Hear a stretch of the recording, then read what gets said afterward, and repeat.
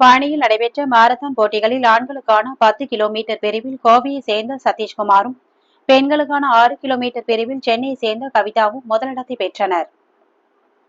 திண்டுக்கல் மாவட்டம் பழனியை அடுத்த பூசாரி கவுண்டன் வலசில் திமுக விளையாட்டு மேம்பாட்டு அணி, இளைஞரணி மற்றும் மாணவரணி சார்பாக கலைஞர் நூற்றாண்டு மாரத்தான் போட்டி நடைபெற்றது.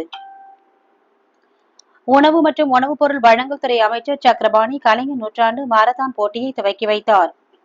சென்னை, கோயம்புத்தூர், திருச்சி, கன்னியாகுமரி, ஈரோடு உள்ளிட்ட பல மாவட்டங்களில் இருந்தும் கலந்து கொண்டனர். மாரத்தான் போட்டியில் ஆண்களுக்கு இலக்காக 10 கிலோமீட்டரும், பெண்களுக்கு இலக்காக 6 கிலோமீட்டரும் நிர்ணயம் செய்யப்பட்டது.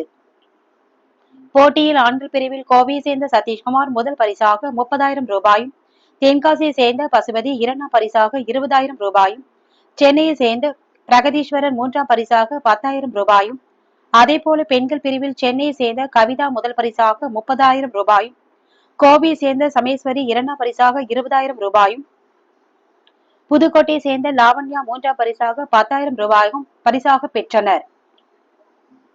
அனைவருக்கும் பரிசு தொகையை தமிழக உணவு மற்றும் உணவுப் பொருள் வழங்கல் துறை அமைச்சர் சக்கரபாணி வழங்கி சிறப்பித்தார்.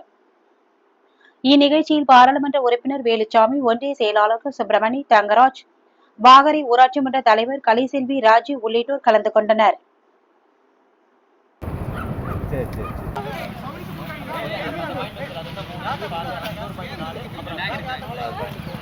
வந்து கேட்டான்னு கொடுங்க, வேணா எடுத்துட்டு